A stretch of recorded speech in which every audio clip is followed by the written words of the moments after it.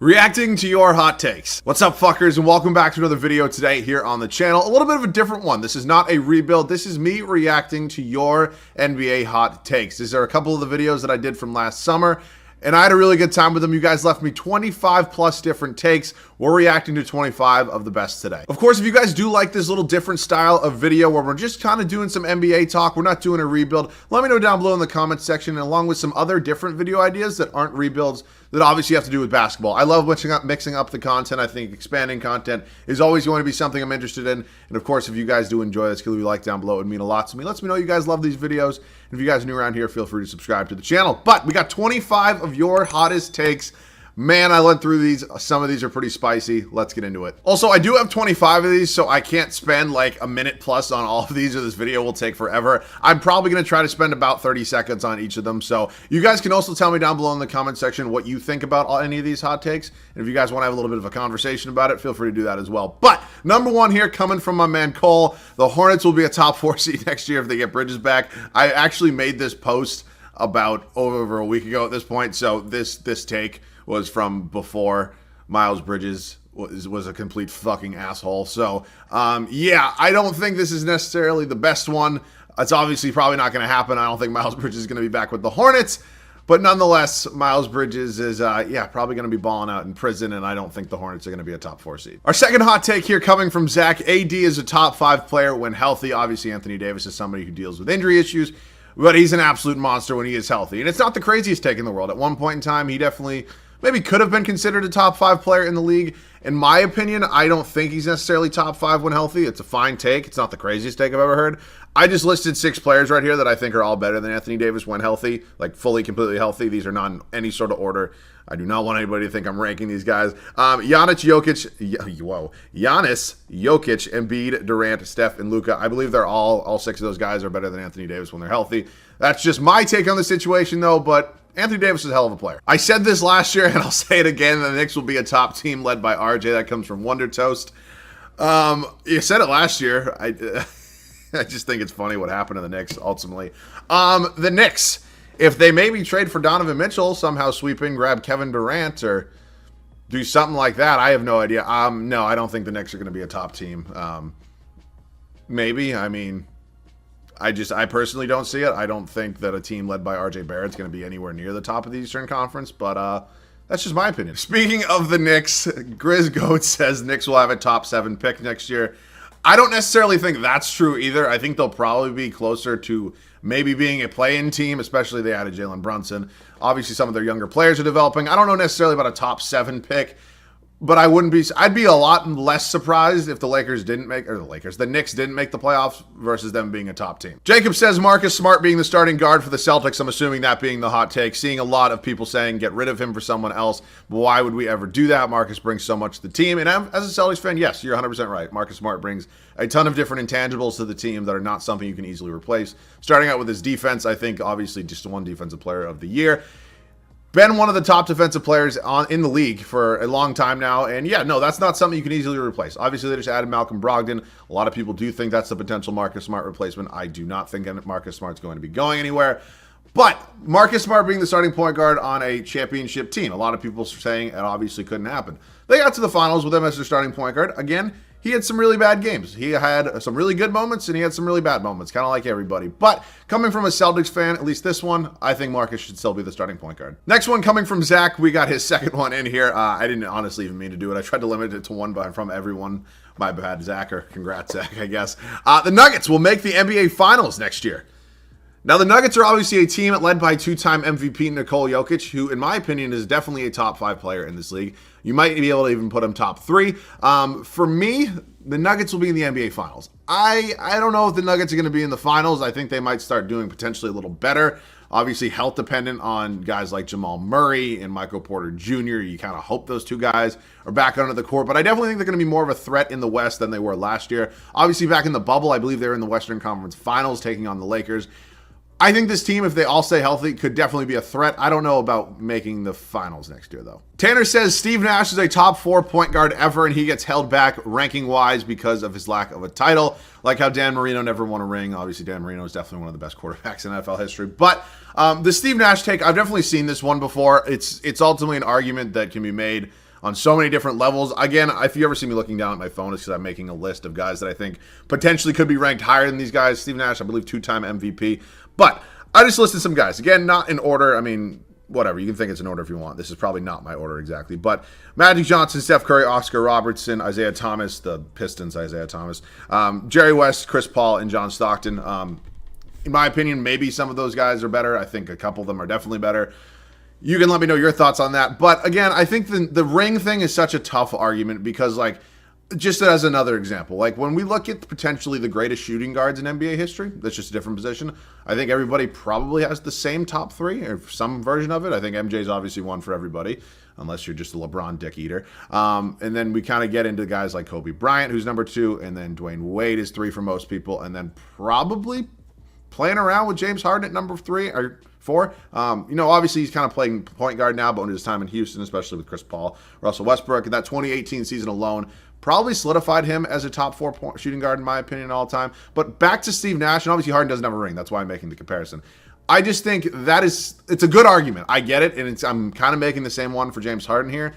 I just think for me, in my opinion, I think probably 5 or 6 of those point guards are still better. At the point I'm recording this video, we have no idea what's happening with Kevin Durant. Obviously, the trade is requested. This was given to me by Sean back when Kyrie was still requesting a trade, and then he said he's going back to the Nets, and then Kevin Durant requested a trade. So Sean was on this. He said if Kyrie goes to the Lakers, KD will find a way back to the Warriors. And that being said, while sitting here, the Warriors kind of trade packages for Kevin Durant aren't really looking so bad. They're really not. So if Kyrie goes to the Lakers, which I'm assuming a lot of people, and myself included, are fully believing is going to happen at this point in time, the NBA is a league where a lot of the stars get what they want. KD finds a way back to the Warriors.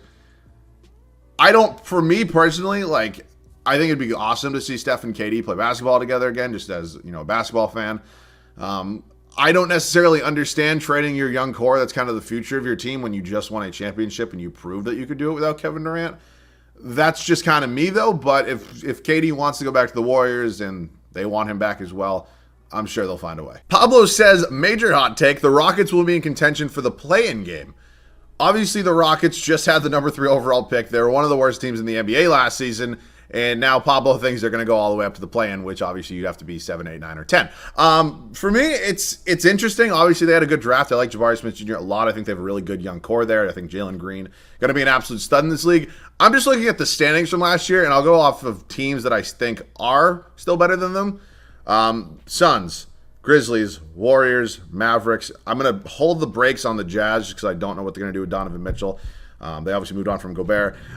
Denver Nuggets, Timberwolves, probably Pelicans, definitely Clippers, Lakers, Trailblazers with Dame, and then, that's 10. So, if they can beat out one of those teams that I just listed, they're obviously in the play-in, but it's not the most absurd thing I've ever heard, but I don't necessarily think the Rockets are going to be in the play-in next year. The current gap between Luka and Booker/Tatum is a lot smaller than the current narrative. That's from Snowballer.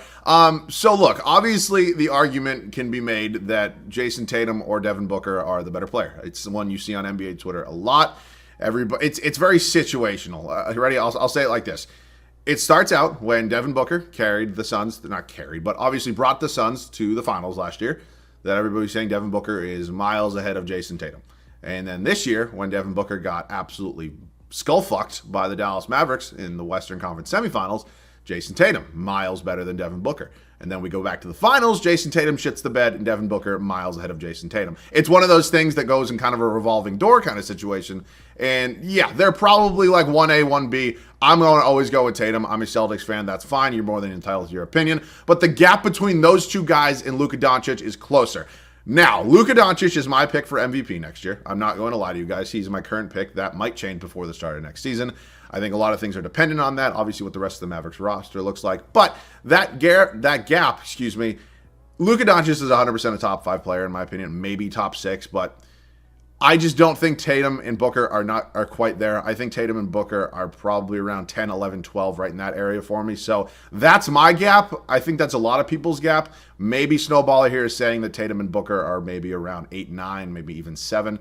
But again, I don't really know. Max says the Orlando Magic have the brightest future in the NBA, while Oklahoma City has more picks. Orlando already has a tremendous deep core in place, and they aren't lacking in draft capital themselves. So obviously, the Sam Presti way in Oklahoma City is to gather as many assets as possible, and then go ahead and eventually you'll hit on some stars. Sam Presti is obviously somebody who drafted 3 MVPs, so he's doing pretty well for himself as far as it comes to basketball operations. When I look at Orlando, they just took Paolo Banchero number 1 overall. They have a super young core who, there's just a ton of talent there. You obviously have guys like Cole Anthony, Jalen Suggs, you have Wendell Carter Jr., you have Jonathan Isaac.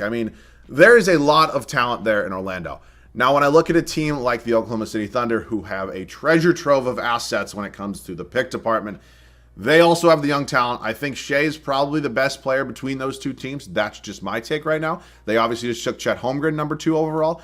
I think those are potentially going to be 2 of the brightest teams in the next 5 to 10 years. I really do. And I honestly probably going to hopefully stand by that take when that time does come. But I also look at a team like the Detroit Pistons, who I think have had potentially the best offseason so far.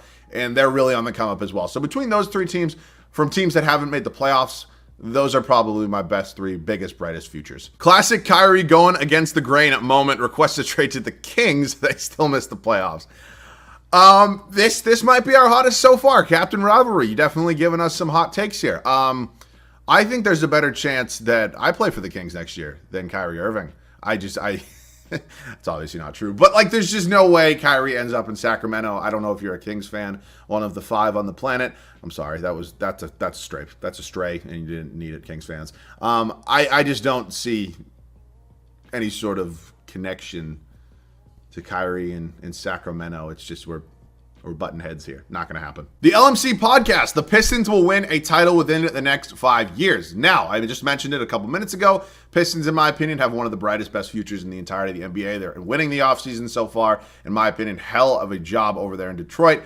Will they win a title in the next 5 years? That I don't know. I've learned kind of the hard way, and it's weird to say it, but you need a definitive top 10 player to win a championship in this league. Tell me the last time a team won a championship in the 21st century that didn't have a top 10 player on it. It's a really hard thing to do. I can't even go back. Maybe the not the bad boy Pistons, the 2004 Pistons. Maybe were they 2004? No, they were 2004. Right? Yeah, they were. I don't know. I honestly don't know. But can Cade Cunningham elevate himself to that point within the next 5 years? I think Cade Cunningham is going to be an all-star in this league, probably on an all-NBA team at some point close in the near future. But championship with that core, that's really tough, especially in the Eastern Conference. With the Bucks, you got the Celtics in there. The Miami Heat always pull something out of their ass. And then emerging teams in the East, such as the Atlanta Hawks, you now have maybe the 76ers, they can get it together, and maybe a couple others. But championship, that is pretty hot. King Sanders left me a lot of hot takes, and honestly, I'm going to give you probably 15 words or less on all of them. I didn't want to just pick one of them that he left me. I have a lot, I believe, and so I'll put them on all here. I'll read them one at a time. OG Isaiah Thomas from the Bad Boy Pistons, the top 5 point guard of all time and a top 5 player of all time. I read you the point guards I thought were somewhat better than Steve Nash. Again, you can get into the Steve Nash debate. It's one that I have seen all the time. Top 5's a little hot, but I read you my list on that. Kawhi Leonard's superpower is putting teams over the top to win a championship. Spurs were good without him. And the Raptors were a late playoff team without him. He just put them over the top to win. The Spurs did win without Kawhi. That's obviously something that's always been going on. The Spurs are a very winning franchise. He did help them win, obviously, and he was probably, and still is, probably one of the best players in Spurs history. I'm not putting him ahead of guys like Tim Duncan, or probably not even Tony Parker. But you know what I'm saying? Kawhi is obviously really good at basketball. He helped basically carry that Toronto Raptors team in 2019 over the Warriors. And I've also seen the argument that can be kind of made the other way. I'm talking about that finals, is that if Kevin Durant never got hurt and Klay Thompson never got hurt, Toronto doesn't even win that final. So who really knows about that one? Benedict Mathurin has such a great skill set, and I could see him being one of the best players in this draft long term. I don't know. I'm not even going to lie to you. I don't know enough about Benedict Mathurin, but that's a good take, I guess. This Thunder rebuild will be one we talk about for a long time with SGA, Giddey, Dort, Holmgren, and all of the millions of future picks. This could work out to perfection, especially with a great story with so many players not from the U.S. either. Yeah, I love seeing the NBA expanding again globally. It's awesome. Obviously, I think a huge impact on that started out with MJ, moved on to Kobe, and has just continued to transcend throughout time, honestly. But back to this Thunder rebuild, it's been a masterclass from Sam Presti so far. I think the one thing that you might have to be a little bit cautious with, or not cautious, is that you have all of these picks. You're obviously going to have a ton of draft picks over the next probably 3 to 4 to 5 years. What you need to make sure you do is not overcommit to the draft. Don't be afraid to make a huge trade and trade for a guy that's already there. You know how good he is. I just think, I'm not going to say you're going to miss on every draft pick or anything. The Thunder are good at drafting. I'm just saying in general, you don't want a bunch of guys who are just good. You want a star and then maybe a couple less guys than what you already had that are really good. I think that's the way to kind of get yourself to a championship. Lakers lost the Anthony Davis trade, and Brandon Ingram will win with the Pelicans in the next 5 years. I think Zion pans out. That's from Michael Ward. Okay, this is a lot to unpack, and I'll try to keep this simple. Lakers lost the Anthony Davis trade. You can see it going both ways. Obviously, the Lakers just didn't make the playoffs. LeBron and Anthony Davis both had their injury problems, and they had a retirement home on their bench. It didn't take a friggin' genius to see how that was going to pan out after about a month of NBA games. Losing the Anthony Davis trade is a tough argument. They got a championship. You can call it a bubble championship, a Mickey Mouse ring, whatever you want to call it. They got a championship. They did. It sucks to say, and obviously there's no home court advantage or anything. That might, I guess put a little bit of a star on it or an asterisk on it, whatever you want to call it. They still won a championship. In the record books, they have a ring. That's fine. I go to the side that Brandon Ingram will win with the Pelicans in the next 5 years if Zion pans out, or I think Zion pans out. I think Zion will pan out as well. If he can obviously stay healthy, I think that's obviously a huge part of it. He's got a fat extension. Win a championship in the next 5 years, that's not the craziest thing. I think, honestly, the Pelicans have a better chance of winning a championship than the Pistons do in the next 5 years. That's just my gut take as of now. Obviously, things do change, trades happen. But I think this take does require the right pieces to be around guys like Zion and Brandon Ingram. And obviously, health is a huge part of it. Andre says Manu Ginobili is a top 10 shooting guard of all time. I've also seen this take a couple times before. I've seen the argument anyways. Manu Ginobili is a hell of a player. He is obviously a key member on a lot of Spurs championships teams. He's also pretty much one of the best sixth men of all time. That kind of goes down without being said. When I look at the best shooting guards of all time, I have 12 listed here that this is an actual take. These are not in order, but these are 12 shooting guards that I'm going to put ahead of Manu all time. And again, you are welcome to disagree with me in the comment section. MJ, Kobe, Dwayne Wade, James Harden, Allen Iverson, if you count him as a shooting guard, Clyde Drexler, Reggie Miller, Ray Allen, George Gervin, Vince Carter, Tracy McGrady, and Klay Thompson. I'm putting all of those guys ahead of Manu Ginobili, and I'm sorry, you might not agree with that. I think it's obviously championships helps out Manu's case a lot. But when I look at Manu's stats, and again, I know that the NBA is more than just stats. Manu averaged 13.5 points a game, 3.5 rebounds, just under 4 assists, 1.5 steals, and just under half a block per game. I'm not saying Manu Ginobili is not a unbelievable basketball player. He was obviously a huge contributor to those Spurs championships.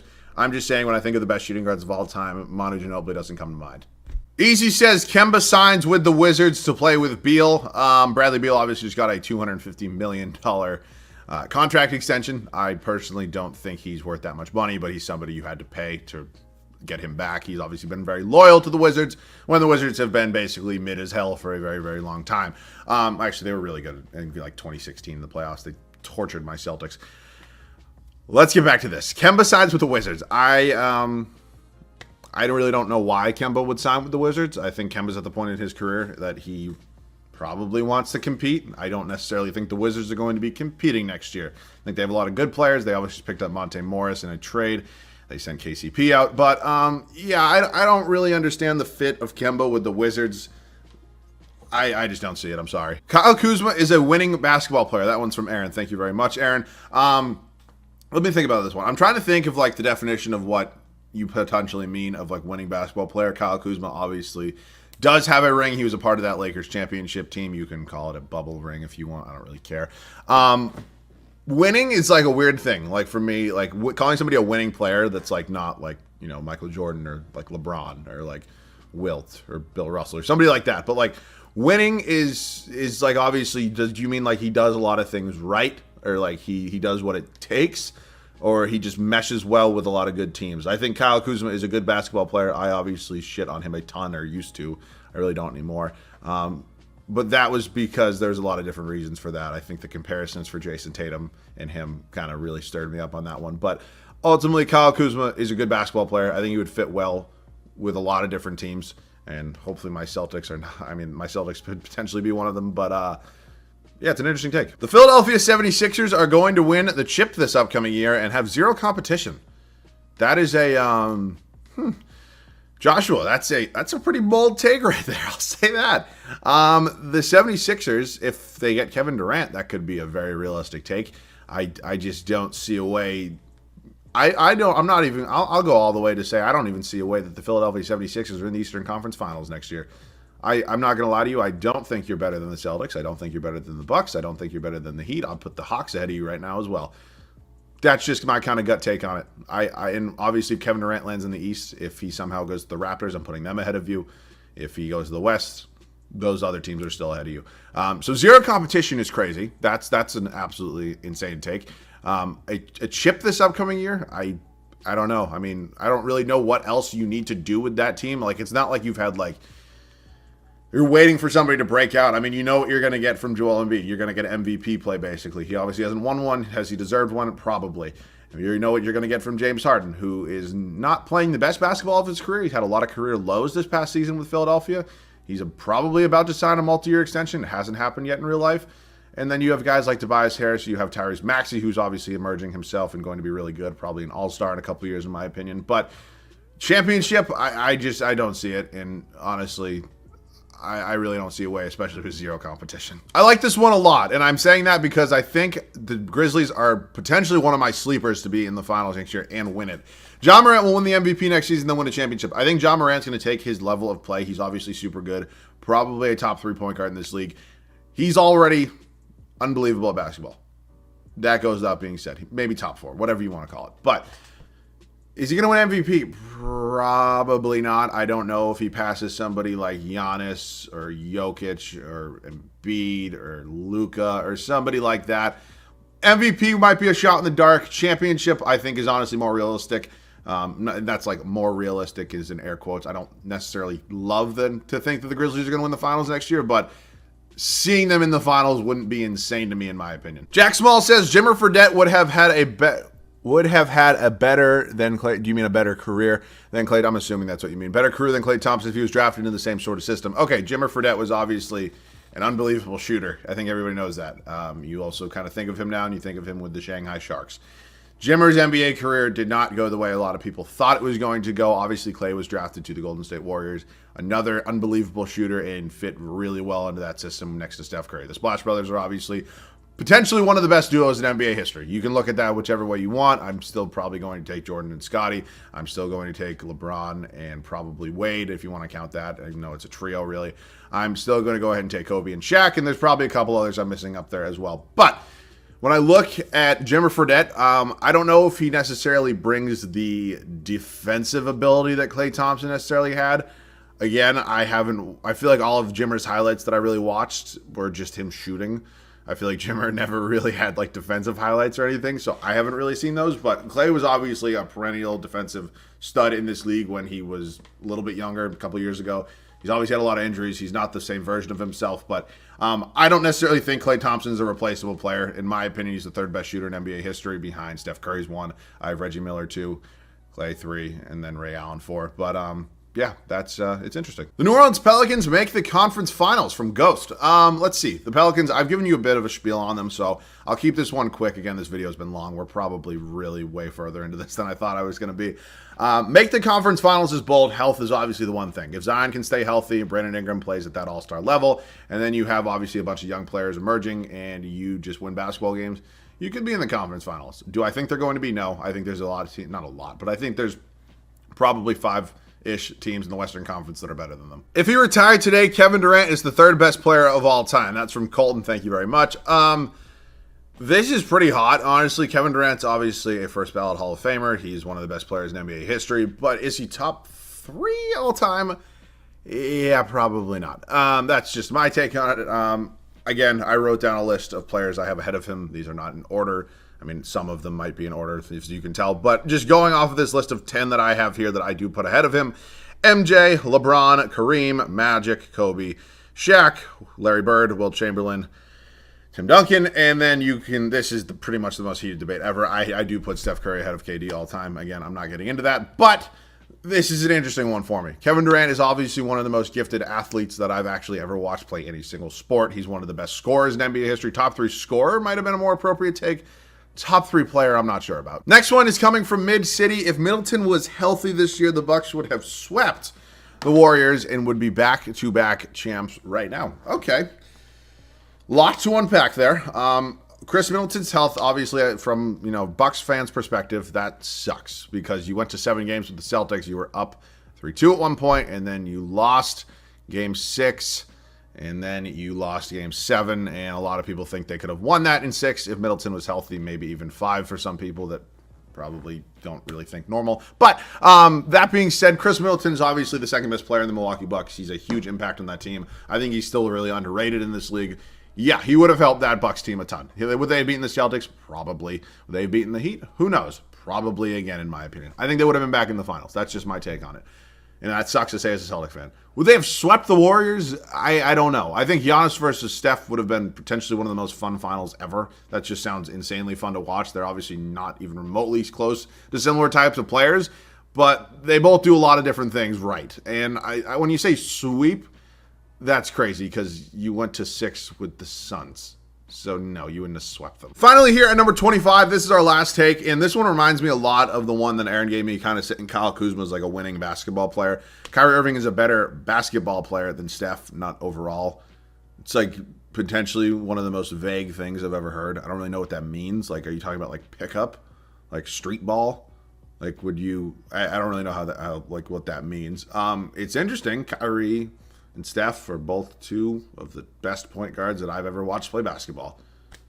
Steph's the second best point guard in NBA history, in my opinion. If he gets a championship next year, he's ahead of Magic, in my opinion, or if he gets another one before he retires. But Kyrie Irving is better. You can probably say, I mean, again, they both have unbelievable handles. I'm going to put Kyrie's handles over him. Steph's obviously the better shooter. I think Steph's probably a better defensive player as well, which is crazy to say because a couple years ago, Steph's defense was not very good, and it has become not transcendent, but he's very much learned to play a much better defense. So overall, better basketball player. Again, I don't really know what you mean by that. I wish you had a little bit more of an explanation. Steph's obviously a much more accomplished player than Kyrie Irving, but better just basketball players is like that's a little fuzzy for me. But yeah, that's 25 hot takes. Big thank you to you guys for giving me all of your hot takes. If I didn't get to yours, I am sorry. Again, I tried to just pick up the 25 that I saw were done. We're kind of at the top of the list for me, if you will. But if you guys like this, I'll probably do a part 2. I did 2 parts of this last summer. I really enjoyed both. They obviously don't do as well on the channel as Rebuilds do and stuff like that. But if you guys enjoy them, let me know by leaving a like down below and letting me know down below in the comment section.